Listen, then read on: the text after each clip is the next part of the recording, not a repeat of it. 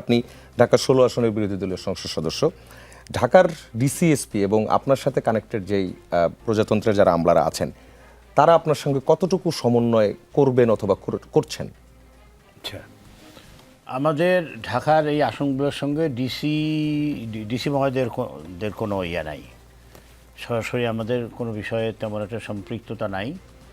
আমাদের যেমন returning officer ছিলেন ডিভিশনাল কমিশনার, হ্যাঁ, ডিসি অফিস থেকে ঈদের আগে একটা ওই অনুদান পাওয়া গিয়েছিল ওই সাধারণ মানুষদেরকে দেওয়ার জন্য 10 লাখ টাকার একটা অনুদান পাওয়া গেছিলো। সেটা ডিসি অফিস থেকেই আমরা চিঠি দিয়েছিল আমাদেরকে, আমরা সেটা ডিসি অফিস থেকে ওনাদের প্রতিনিধি নিয়ে এসেছিলেন, আমরা ওটা বিতরণ করে দিয়েছি।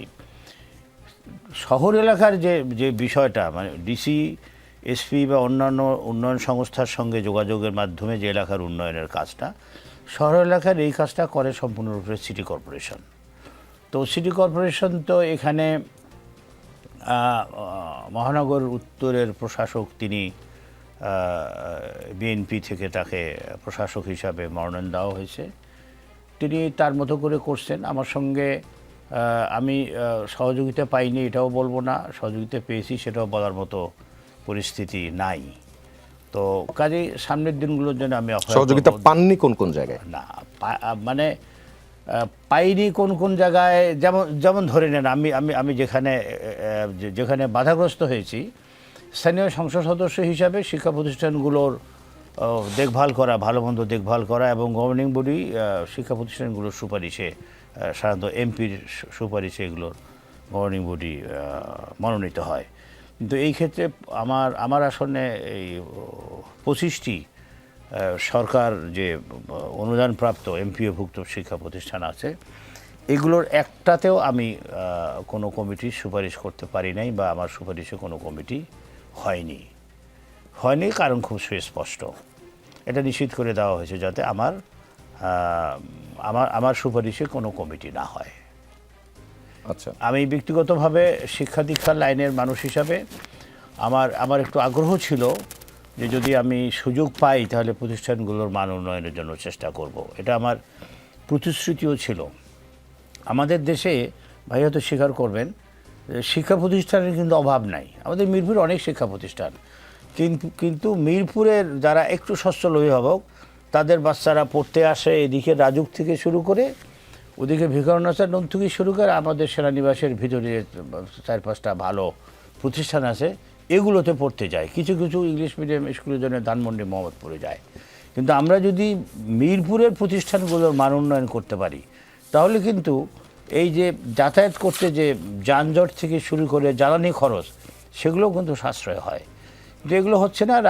একটা পরিষ্কার রাজনৈতিক বিবেচনায় দলীয় ভিত্তিতে এখানে সভাপতি মনোনয়ন দেওয়া হয়েছে, এবং এক্ষেত্রে আমি ব্যক্তিগতভাবে চেয়ারম্যানের সাথে যোগাযোগ করি, ব্যক্তিগতভাবে গিয়েও ছিলাম, তারা অসহায়ত্ব প্রকাশ করেছে। এটা হচ্ছে আপনার এই সমন্বয়ের এক্সপিরিয়েন্স। হ্যাঁ, অধ্যাপক সাইদ ফেরদৌসের কাছে আসতে চাচ্ছি। অ্যাগেইন আই এম সেইং, আপনি দুজনের কথাই শুনলেন। আমরা যদি এই পয়েন্টেই আসি, আমলারা রাজনীতিকদের সাথে সমন্বয় করে কাজ করবেন, এখানে অবশ্যই ইস্তিহার বাস্তবায়নে এই শব্দটাও আছে। এক্ষেত্রে রাজনীতিক আর আমলাদের এই সমন্বয় যেন মানুষের কাজে আসে এবং এই ধরনের কোনো এক্সাম্পল যাতে না হয়, এর জন্য কি করা দরকার আর কি করা যাবে না? প্রথমত আপনি আমাদের শ্রদ্ধাভাজন বর্ষিয়ান রাজনীতিবিদ মির্জা ফখরুলের একটা কথা বলেছেন, আমি পত্রিকায় দেখেছি, যে ভিসি হওয়ার জন্য সবাই তদবির করে।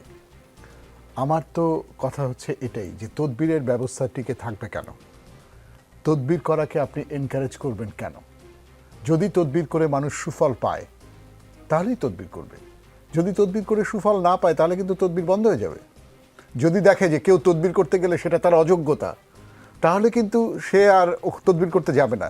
কিন্তু মানুষজন তদবির করে, কেননা তদবির এনকারেজড শেষ পর্যন্ত, বা তদবিরের ফল মানুষজন পায়। এবং যারা তদবির না করলে আমি আড়ালেই থেকে যাব। এবং এটা বিএনপি বলে বলছি না, এটা বিএনপি বলে বলছি না, এইখানেই এটা তো বিএনপি, এখন বিএনপি, আওয়ামী লীগের আমলে আওয়ামী লীগ।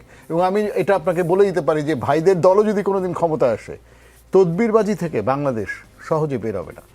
এই যে আমলারা যে ঝুঁকে থাকে, আমি একটু আগের প্রসঙ্গটা টান দেব যে আসলে আমি তখন বলেছিলাম, আমি নাগরিক হিসেবে বলেছি, নাগরিক হিসেবে আমি মাঠে কি হয় সেই বাস্তবতাকে ডিসরিগার্ড করে আইডিয়ালি আমরা কি চাই সেটা বলতে চাই। নাগরিক হিসেবে আমরা হয়তো আকাশ কুসুম জিনিস চাইতে থাকি, হয়তো আইডিয়াল জিনিস চাইতে থাকি। সেটার মধ্যে একটা ছিল হচ্ছে, আমি বলছিলাম যে রাজনীতিবিদদের দায় নিয়ে কথা বলছিলাম, যে আপনার মানে বিশেষ করে সরকার দলীয় মানুষজনকে। তো সেইখানে একটা কথা দেখেন, বাংলাদেশের যে রাজনীতি প্যাটার্ন, আপনি টাকা পয়সা ছাড়া এখানে রাজনীতি করতে পারবেন না। এখন যে কারণে বাংলাদেশে কোনো বড় বড় মাফিয়া যারা, হ্যাঁ, ধনকুবের যারা, তাদের গায়ে টোকাটা পড়েনি।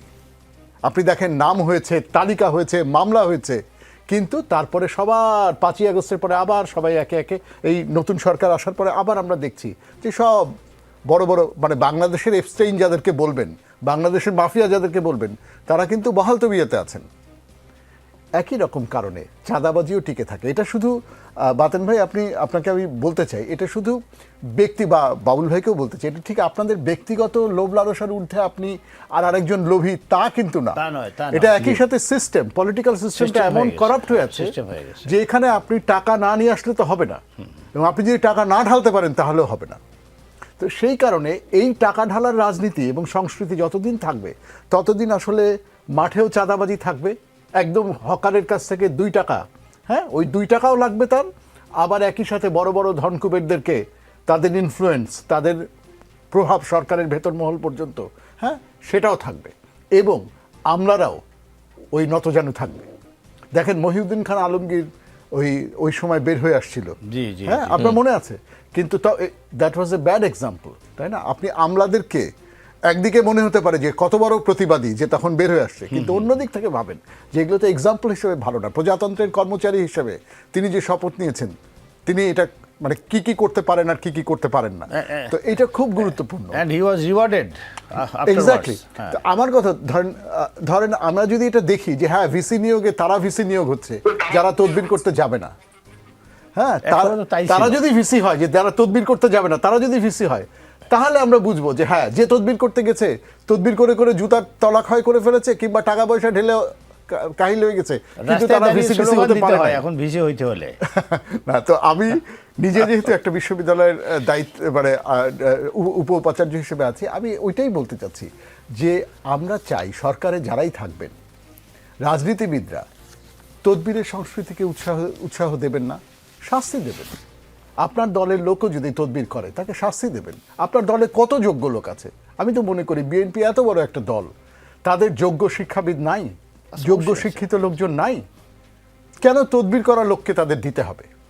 তো এইগুলো সত্যি এটা একটা লম্বা আমাদের রাজনীতির যে প্যাটার্ন, এই প্যাটার্নের কারণে এইগুলো রাতারাতি, এটা যেটা আমাদের বাবুল ভাই বলছিলেন, কথাটা তো এটা ঠিক, যেটা একদিনে বন্ধ হবে না। কিন্তু আমার শুধু এইটাই চাওয়া আপনাদের কাছে, সরকারি দল এবং বিরোধী দলের কাছে আমাদের এটাই চাওয়া যে আপনারা একটা রোডম্যাপ দেন, আপনারা একটা পরিকল্পনা দেন, আপনারা দেখান, আপনারা বলেন সত্যি সত্যি ডিসি নিয়োগে, ভিসি নিয়োগে, সত্যি সত্যি এসপি নিয়োগে আপনারা দেখায় দেন যে তদবির করবে, যে টাকা ঢালবে সে ডিসকোয়ালিফাইড।